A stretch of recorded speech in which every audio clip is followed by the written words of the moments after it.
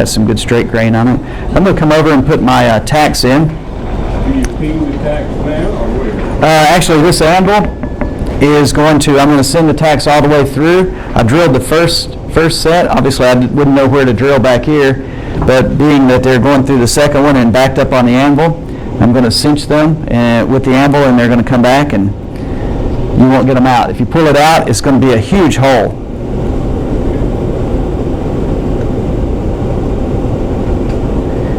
And this is the time, if you've drilled your hole offset just a little bit, this is the time to find a tack that is not exactly the center of the head, is not exactly in the center of the post, and that way you can make it still look good. You know, you may not have drilled your hole just perfectly, but it's okay. It's a box.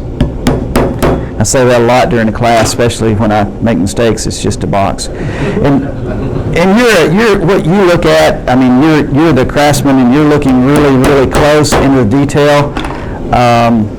You want to do it perfectly. There is no perfect woodworking because it's a tree. It's a natural product, and there's always forces that you can't control. It's why they call it woodworkers instead of wood controllers, because you actually have to work with the wood. So I pinged all those, cinched them down. I'm going to put the second set of tacks in, then I can relax my thumb. And the longer you cook them, the smaller those little holes get, and the more gray hair I have, the harder it gets to find,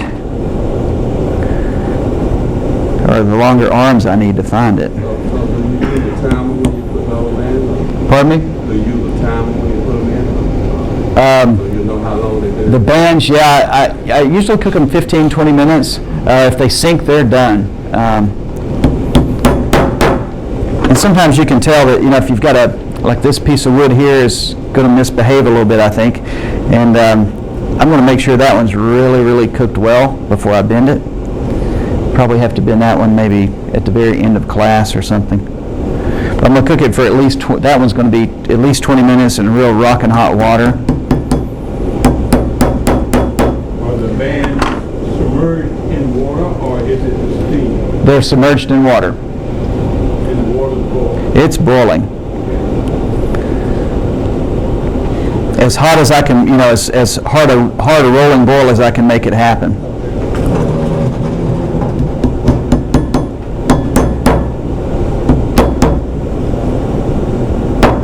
And if you split a band, sometimes they're just going to be swollen. They're just going to have you're going to split some sometimes. That's okay. We can fix it with CA glue. They sell some here. Cyanoacrylate is the only glue that I know that will work on this, and on wet wood as well. If I were steaming chair slats, is 3/8 about as thick as I can get away with? No, we do walking canes or whatever. It just takes it needs to be at temperature for an hour of each inch of thickness, but it's going to take you a few hours to get an inch hot through and through. Probably take you 3 hours. I tried to do some at Customer Appreciation Day, and they were rushing me. I didn't have them in long enough. The first one didn't quite get there. It didn't even start hardly. The third one I made was going to do a hook walking cane, and it made it about that far and then split. So I was probably another hour out. I needed it to be in there another hour. Is there any, for walking canes or stuff like that, any better wood than others? Cherry bends well. White oak was what I was trying to bend. It definitely needs to be real hot because it's a very dense wood. Maple, walnut, cherry, maple, those are the Have you ever worked with sweet gum? Gum is a challenge. Gum, the grain is not linear, and the cell structure of the gum is and I'm no wood science degree, but the structure of the unification in the structure is more broken. There is a book that is, I think it's called Understanding Wood. They probably sell it here. That's good to get. I heard it just wouldn't split. It won't split. If you split it, it needs to be in real short sections. If you're going to burn it, it burns fine, but usually it'll split. You'll have a crooked piece of wood. I heard it was good for bending for that reason. I'm probably not. I'm going to try not to bend any gum if I can help it. Yeah. Okay, we're going to put the top band My wife likes a nice tight box. She doesn't like them if the lid just flops on and off, which is the way you usually make them when you're first starting. This is a pretty good fit. Could be a little bit better. If you bend it and it's not real tight, when we put the lid on, sometimes we can correct it. We can change the center of the ellipse and put pressure on the opposite ends, and that'll give it a little bit more of a friction fit. But that's an opportunity. Yeah. So that's the bottom band of the number 1. We can get the top band out. That is very hot. I'm going to line the fingers up, one on top of each other.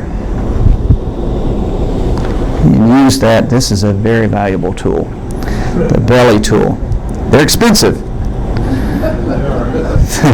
They don't sell them here, but they sell them at Dunkin' Donuts.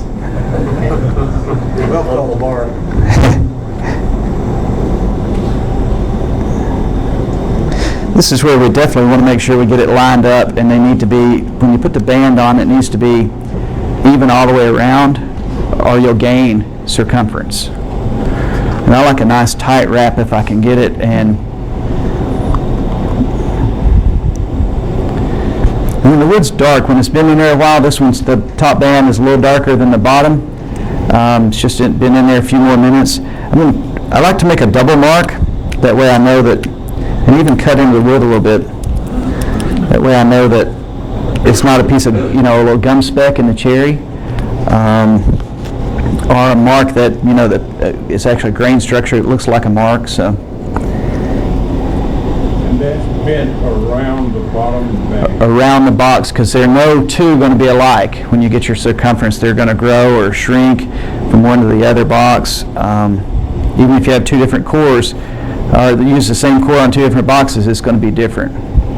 So I'm going to line the marks back up. If I know I didn't get a good wrap, nice tight wrap, which sometimes on the bigger boxes, it's just hard to get a nice tight wrap. I'm going to cheat my line a little bit. I have 2 lines here. I line them back up. But if I know I didn't get a nice tight wrap, which I got a pretty good wrap, but I may cheat just a smidge. A smidge is a woodworker's measurement. They need a smidge measure instead of a tape measure. I'm going to cheat that just ever so slightly. How do you make it bigger or smaller? Smaller. Make it a little tighter. And then I'm going to have a lot of trouble getting it back off because it's still going to be wet. So I'm going to come back over and put my tacks in. Sometimes you see me hammering around in a circle. I'm actually just centering the tack back up vertical.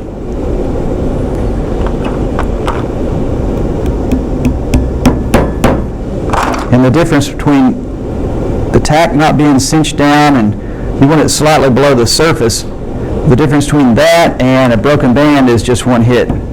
So you kind of get a feel of things that, okay, the thinner bands we're going to have to take a little care of.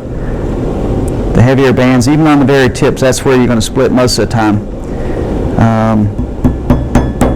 You just have to be real careful, but double check. These are the best tools that you've got, and I say protect them as much as you can. Buy the saw stop saws if you can afford them. Being bent on the bar when you hammer that in. Yes, the tack is being bent. Turn it upside down. And there is, you see the larger you get a copper. Move further away. I can't focus that close. You get a copper dot right there. It's very large in diameter once you smash it down. You can see that the copper tack comes through. I can only put it to the. Thank you. Yeah. Got it. All right. So you're going to have that much. Plus, I'm just level with the surface. So once you cinch them down a little bit below the surface, you're going to have a good, nice lap. At least the thickness of that taper. It's hard to hold it still nowadays. And on the larger bands, on the back side of the taper, on the very last tip right here, if this were just a very large band for a tray, I'm going to relieve the back side of that. Otherwise, you've got an 1/8 inch sitting on top of the 1/8 inch. I like a little bit more of a taper on it. So back here, I'm going to come and I'm going to hand sand the back of this outside band before I cinch it down. I'm going to sand that so it's going to lay nice and flush. It's going to actually be a little bit thinner here than it is back here, just on the very large ones, but on the small ones we don't do that. Press it down back here so I'm pushing all the slack out. With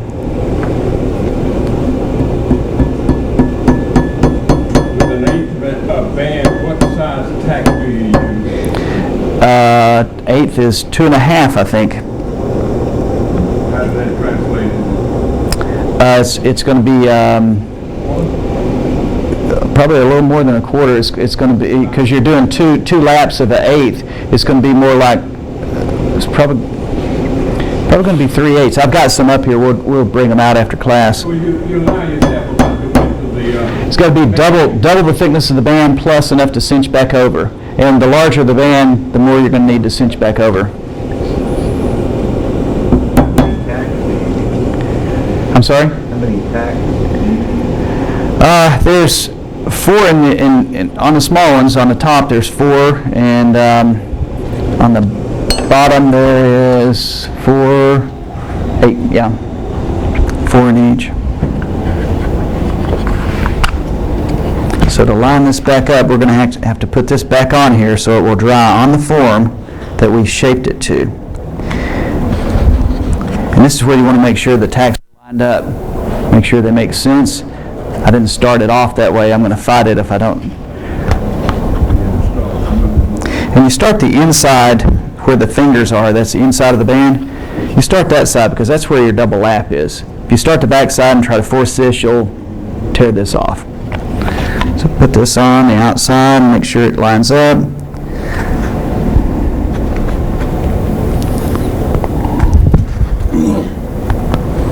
Yeah, it's going to be a very tight one. And if you get them too tight, as long as you can get it back off, it's okay. You can release them the inside of the band. You can crown the outside of the box on the very top of the lip and sand this down a little bit on the outside, and you can get a little bit. But if it's too loose, there's no fixing it. If it's really too loose, you won't make it any better.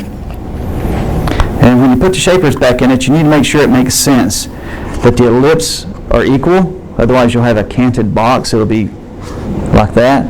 I've made those, and they're really odd. But you don't know it unless you can close your eyes and say, yeah, that's lined up. You don't want to force them in there real hard, but you want it enough to where it's going to,